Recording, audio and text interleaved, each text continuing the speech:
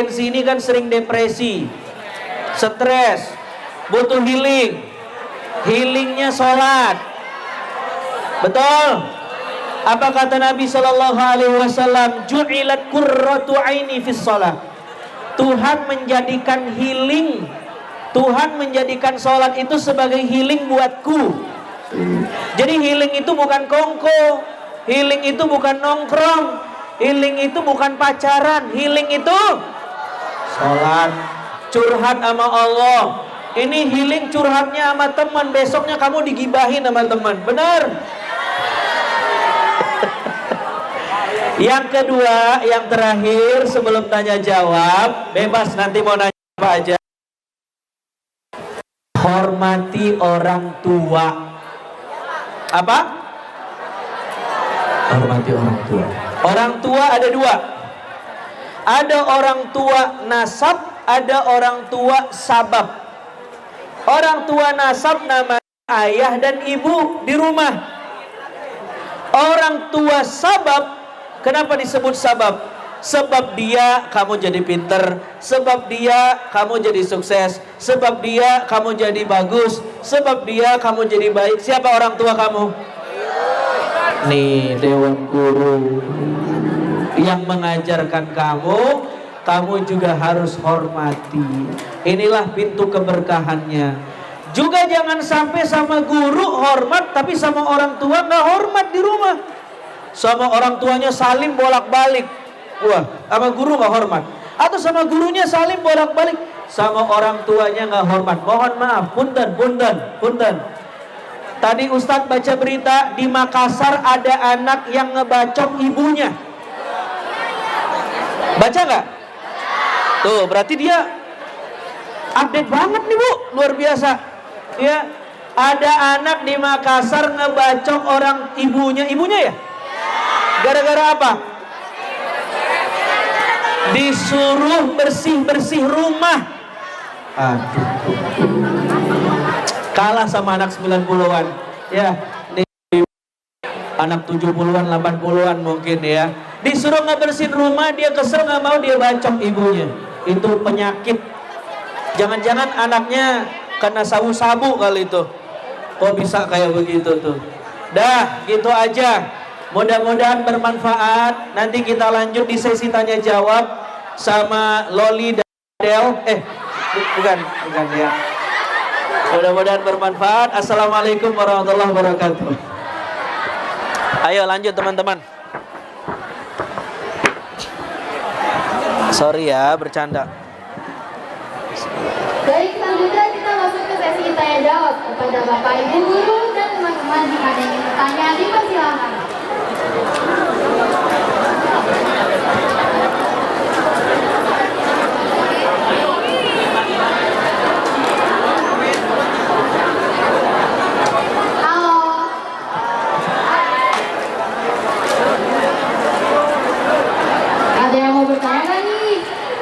Kalau nggak ada yang nanya, kamu mungkin bisa pancing dengan 1-2 pertanyaan biar yang lain ngikut. Nyimpen nggak? Ada nggak? Stok pertanyaan. Asal aja, apa aja, bebas.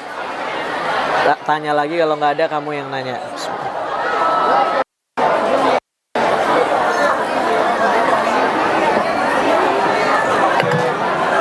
Ayo, siapa yang mau nanya, bro? Yang cowok-cowok.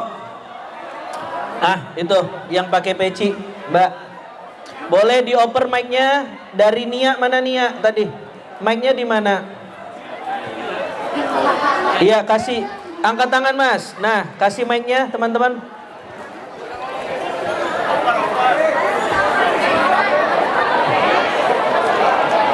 Gitu caranya. Berapa kali jadi MC? Oh ya, harus pengalaman. Gak apa-apa, bagus. Halo? Ya, silakan. Nama saya Ahmad dari KSP. Ahmad, wah bagus banget namanya, Ahmad. Kamu tahu nggak arti Ahmad? Yang terpuji. Nah, yang lebih hebat dari Ahmad, Muhammad. Apa arti Muhammad? Muhammad apa artinya? Kamu nggak tahu? Kan kita lagi ngomongin Nabi Muhammad. Muhammad artinya apa? Kalau Ahmad yang terpuji sekali. Kalau Muhammad yang berkali-kali terpuji. Tepuk tangan buat Ahmad. Gimana? Ya kan, seperti dengan saya di sini, saya ingin masuk pertanyaan ke Bapak. Ahmad kelas berapa? Kelas 10. Kelas 10. Wah, tepuk tangan kelas 10. Wah, kelas 12 kalah nih, jangan mau kalah, Ahmad. Pertanyaan gini, apa perbedaan Muslim Syiah dan Muslim Sunni? Wih, bergigi. Kalau tahu begini pertanyaannya saya nggak jadi datang tadi nih. Apa perbedaan Muslim Sunni sama Muslim Syiah? Iya. Kamu baca buku apa sebelumnya kok bisa dapat pertanyaan itu? Dari sosial media. Kenapa? Apa sosial media yang kamu baca? Yang kamu dengar? Kenapa muncul pertanyaan itu? Ayo. Sikat Pak. Dari tadi tuh Pak. Iya Ahmad. Oke, kamu jangan fokus ke mereka, fokus ke Ahmad aja. Ini Ahmad pertanyaannya bagus. Yang baca Ahmad, tapi kalau kamu dengar pertanyaan Ahmad, kamu jadi dapat insight dari Ahmad. Ahmad, apa yang membuat kamu muncul pertanyaan itu? Apa yang kamu lihat? Akun apa yang kamu lihat kok bisa muncul pertanyaan itu? Pasti dong, kamu pernah baca apa kok bisa muncul pertanyaan itu? Apa? Oke, Ustadz ganti pertanyaannya. Menurut kamu apa beda Muslim Sunni sama Syiah?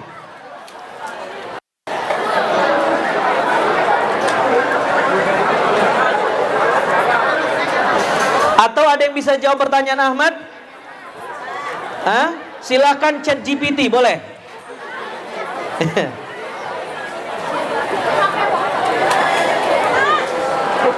Gimana, Mat?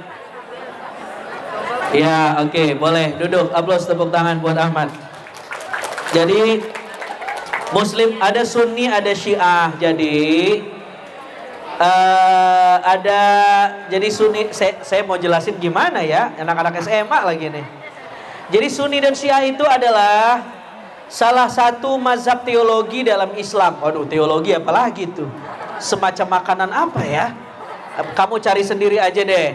Memang pertanyaan ini bukan pertanyaan anak SMA, tapi yang jelas adalah Sunni dan Syiah adalah salah satu mazhab dalam teologi Islam. Ada perbedaan ya yang signifikan di antara keduanya. Ya.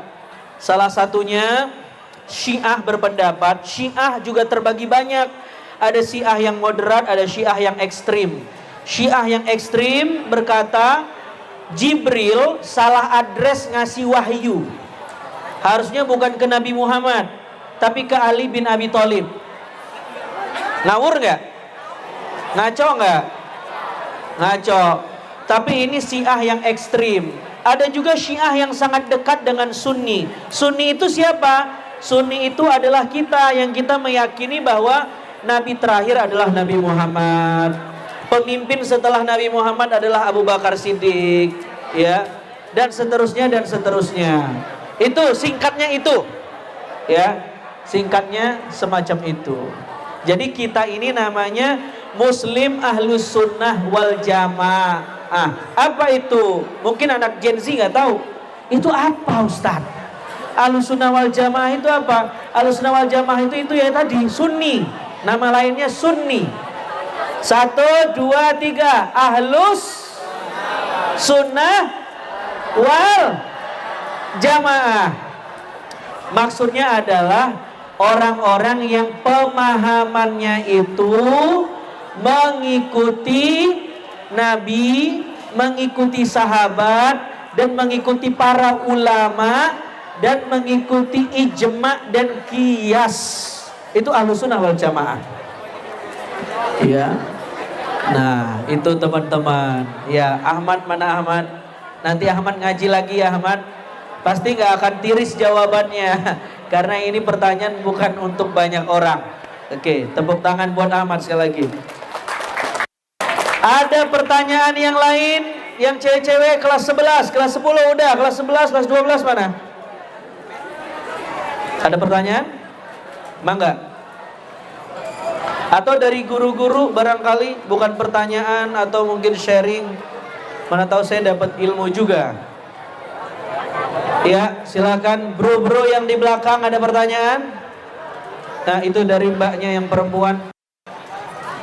Iya, kalau mbak ya pasti perempuan ya. Nggak mungkin itu mbaknya yang laki-laki, nggak mungkin ya.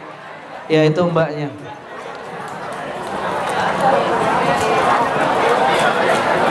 Ya, tepuk tangan.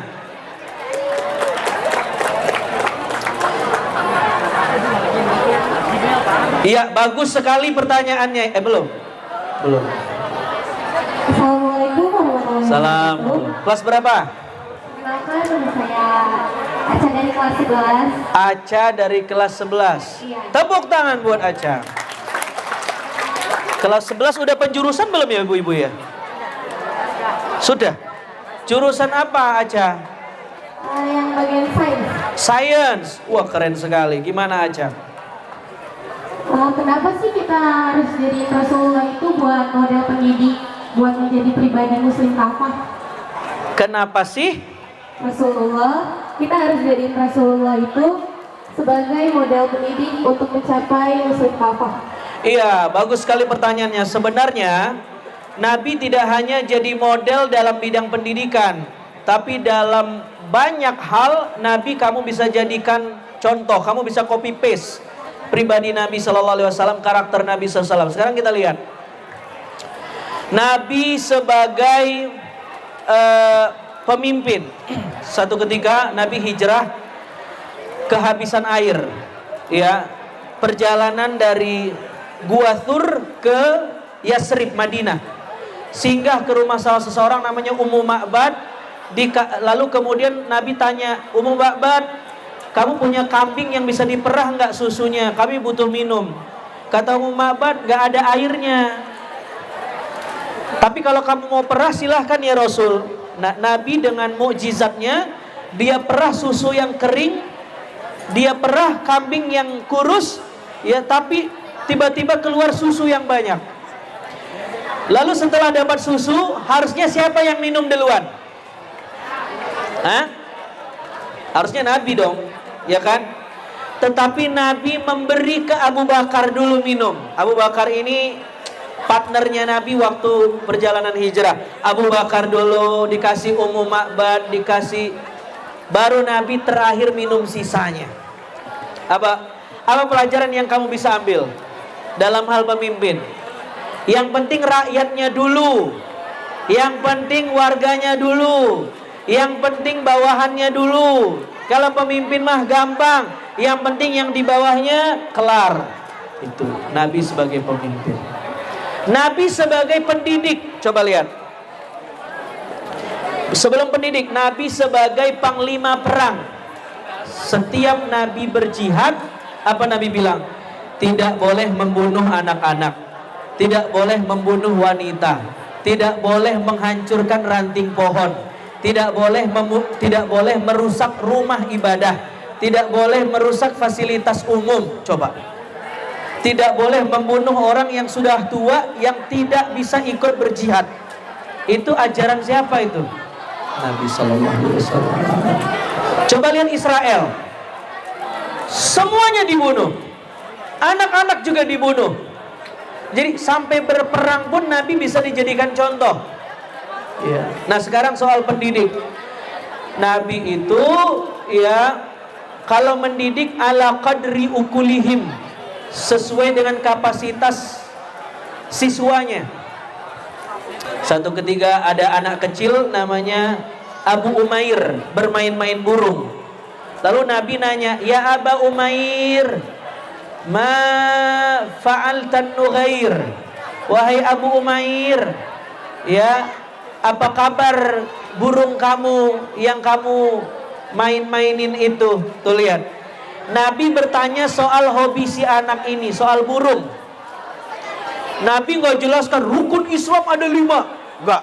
Rukun iman ada 6, wah kepanjangan.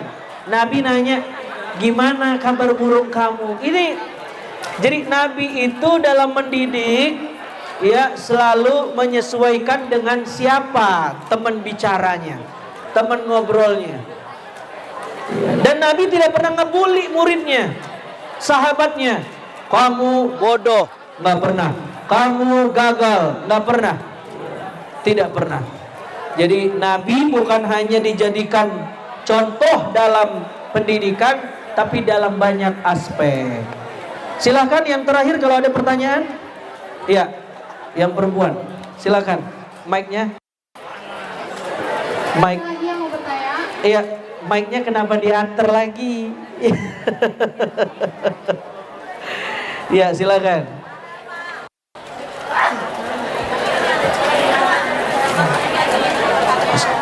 Mbak, dioper, Mbak.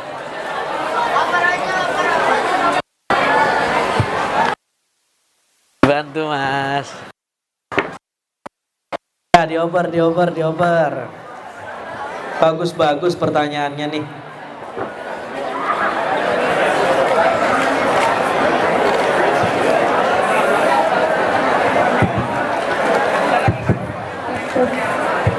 Assalamualaikum warahmatullahi wabarakatuh. Assalamualaikum warahmatullahi wabarakatuh. Izin bertanya, perkenalkan diri, nama saya Salsabila Zainab Sasa dari kelas 12. Izin bertanya Ustaz, gimana sih agar kita sebagai remaja masa kini menghindari untuk berbuat maksiat atau perpacaran? Nah, segitu aja. Siapa namanya tadi, Mbak? Salsabila Zainab Sasa. Salsabila dari kelas. Kelas 12. Wah, tepuk tangan anak kelas 12. Salsa selesai dari SMA 4 mau kuliah di mana? Mau kuliah di ISI Jogja. Ngambil apa? Ambil DKP insya Allah. Apa tuh? Desain komunikasi visual. Desain komunikasi visual. Wes, keren banget. Tepuk tangan. Emang ada dua jurusan yang lagi laku banget. Komunikasi sama IT. Ya, komunikasi sama IT. Oke, Salsa. Ustadz, gimana caranya kita sebagai anak Gen Z tidak terjebak dengan hal-hal yang nggak baik, hal-hal negatif? Gini ya teman-teman ya. Hal yang negatif itu nggak soal umur, bukan cuman Salsa sebagai anak Gen Z, tapi orang tua juga bisa aja berbuat yang negatif. Jadi nggak cuman anak Gen Z, tetapi peluangnya lebih banyak anak Gen Z. Kenapa? Karena usianya lagi produktifnya, tapi dia tidak punya banyak hal untuk selektif.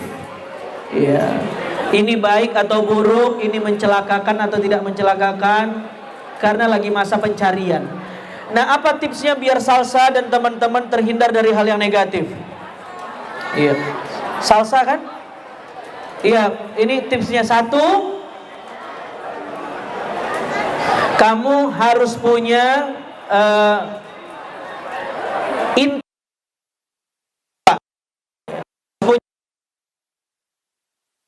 dengan orang tua. Ustadz, saya punya orang tua udah nggak ada misalnya. Gimana saya mau intim? Kamu harus punya sosok yang dituakan. Cari orang baik yang seolah-olah gantikan sosok orang tua kamu. Atau itu misalnya paman, kakaknya ibu, atau siapalah. Itu yang pertama. Yang kedua, kamu harus punya spiritual partner, punya teman yang baik. Punya teman yang baik. Halo, Assalamualaikum. Teman yang baik itu ciri-cirinya apa? Hah? Teman-teman yang baik ciri-cirinya apa? Kalau kamu jajan, dia yang bayar pakai QRIS gitu. Apa teman yang baik? Salsa, teman yang baik kalau kamu buat baik, dia bilang terus. Tapi kalau kamu buat gak baik, dia kritik kamu habis-habisan. Kamu gak boleh gitu, lo salah sih. Gitu, itu teman yang baik. Tapi kalau ada teman yang kalau kamu buat salah, dia bilang terus. Itu bukan teman yang baik. Itu teman yang bermuka dua. Bahasa Arabnya mudahinatun. Apa? Mudahinatun. Itu teman yang pinter gimmick. Iya. Nggak bener. Kamu harus cari teman yang teman lain, circle lain. Tips yang ketiga,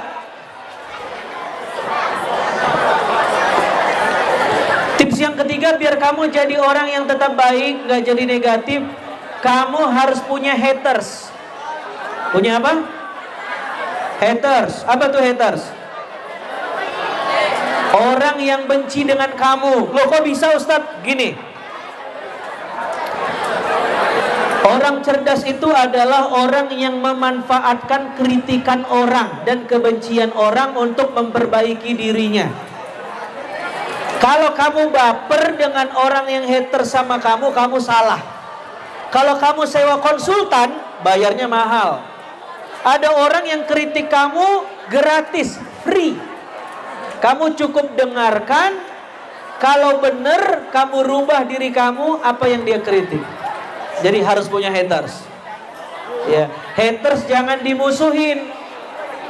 Ya, kalau ada haters gini aja jawabnya, iya, makasih ya. Lama-lama dia capek. Yang terakhir, yang keempat, kalau kamu pengen jadi anak yang tetap baik, kamu harus bisa mengambil hikmah dari kehidupan orang. Jadi kalau ada teman kamu yang lagi belok, nggak baik, coba lihat ujung hidupnya apa. Nggak sukses, berarti jangan kayak dia. Kalau kamu ngelihat ada orang yang sukses karena dia rajin belajar, contoh belajarnya. Jadi pinter-pinter trial and error. Melihat mana yang baik dicontoh, yang nggak baik ditinggalin. Mudah-mudahan bermanfaat. Insya Allah. Ya cukup teman-teman ya, 3 pertanyaan. Kita tutup dengan doa. A'udzubillahi minasyaitonirrajim. Bismillahirrahmanirrahim. Allahumma shalli ala sayyidina Muhammad wa ala ali sayyidina Muhammad. Angkat semua tangannya. Astaghfirullahaladzim. Sama-sama. Astaghfirullahaladzim. Sama-sama. Astaghfirullahaladzim. Alladzi la ilaha illa huwal hayyul qayyum. A'udzu billahi minasyaitonir rajim. Bismillahirrahmanirrahim. Allahumma shalli ala sayyidina Muhammad wa ala ali sayyidina Muhammad. Allahumma dallani ala man yadulluni alaika wa ausilni ila man yusiluni ilaika. Ya Allah, pertemukanlah kami dengan guru-guru yang membuat kami semakin cinta denganmu ya Allah. Allahumma ya Allah, Allahumma astur aiba muallimi minni wa la tudhib barakata ilmihi anni. Ya Allah, tutuplah aib guru-guru kami dan jangan hilangkan keberkahan ilmu mereka buat kami. Allahumma ja'al jama'ana hadza jam'an marhuma. Jadikanlah pertemuan kami ini pertemuan yang penuh dengan kasih sayang-Mu. Rabbana ighfir lana wa liwalidina warhamna warhamhum kama rabbawna shighara. Ampuni dosa kami, sayangi kami dan sayangi kedua orang tua kami ya Allah, sebagaimana mereka menyayangi kami sewaktu kami masih kecil. Rabbana, sama-sama, atina fid dunya wa fil waqina wa sallallahu wasallam alaihi walhamdulillah rabbil alamin. Wassalamualaikum warahmatullahi wabarakatuh.